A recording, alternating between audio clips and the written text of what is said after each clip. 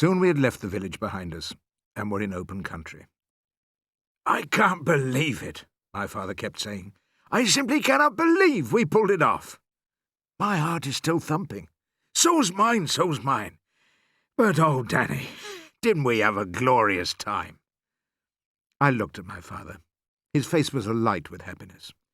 "Roasted pheasant," he cried out, addressing the moon and the entire countryside. "The finest and most succulent dish on earth. I don't suppose you've ever eaten roasted pheasant, have you, Danny?" "Never. You wait." "Does it have to be roasted, Dad?" "Of course it has to be roasted.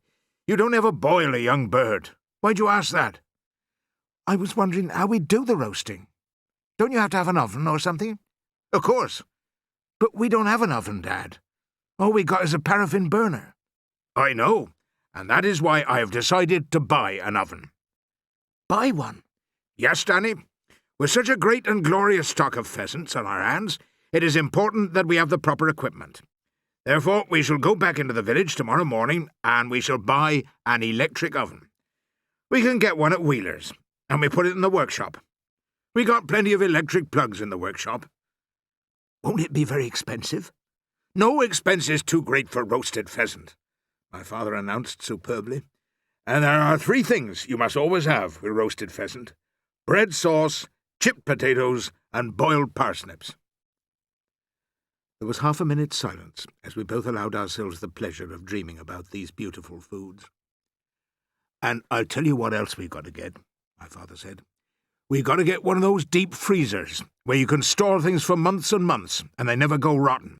"Dad, no." "But don't you realise, Danny, that even after we've given birds away to all our friends, to Charlie Kinch and the Reverend Clipstone and Doc Spencer and Enoch Samways and all the rest of them, there'll still be about 50 left for us. That is why we're going to need a deep freezer." "But it'll cost the earth." "And worth every penny of it." A barn owl flew across the road in front of us, its great white wings waving slowly in the moonlight. "Did your mum have an oven in the kitchen, Dad, when you were a boy?" "She had something better than an oven. It was called a cooker. It was a great big long black thing, and we used to stoke it up with coal and keep it going for 24 hours a day. And if we didn't have any coal, we used bits of wood." "Could you roast pheasants in it?" "You could roast anything in it. It was a lovely thing, that old cooker. It used to keep the whole house warm in the winter." "But you never had a cooker of your own, did you, Dad? You and Mum, when you got married? Or an oven?" "No, we couldn't afford things like that." "Then how did you roast your pheasants?" "Ah, that was quite a trick. We used to build a fire outside the caravan and roast them on a spit, the way the gypsies do." "What's a spit?" I asked. "It's just a long metal spike, and you stick it through the pheasant and put it over the fire and keep turning it round." "Did it roast them well?"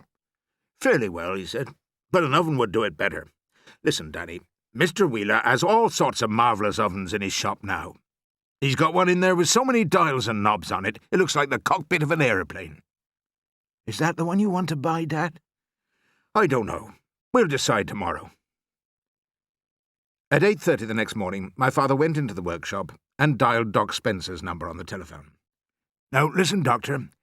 If you could be here at the filling station in about half an hour, I think I might have a little surprise present for you." The doctor said something in reply, and my father replaced the receiver. At 9 o'clock, Doc Spencer arrived in his car. My father went over to him, and the 2 of them held a whispered conversation beside the pumps. Suddenly, the tiny doctor clapped his hands together and sprang up high in the air, hooting with laughter. "You don't mean it!" he cried. "It's not possible!" He then rushed over to me and grasped my hand in his. "I do congratulate you, my dear boy. What a triumph! What a victory! Now, why on earth didn't I think of that method myself? You're a genius, sir. Hail to thee, dear Danny. You're the champion of the world." "Here she comes," my father called out, pointing down the road. "Here she comes, Doctor." "Here who comes?" the doctor said. "Mrs. Clipstone." He spoke the name proudly, as though he were a commander referring to his bravest officer.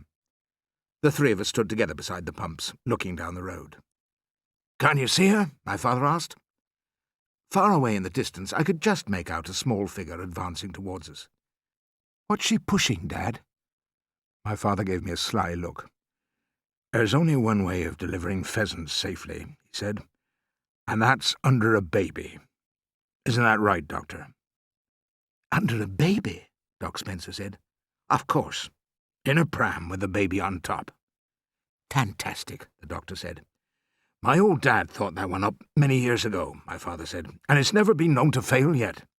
It's brilliant, Doc Spencer said.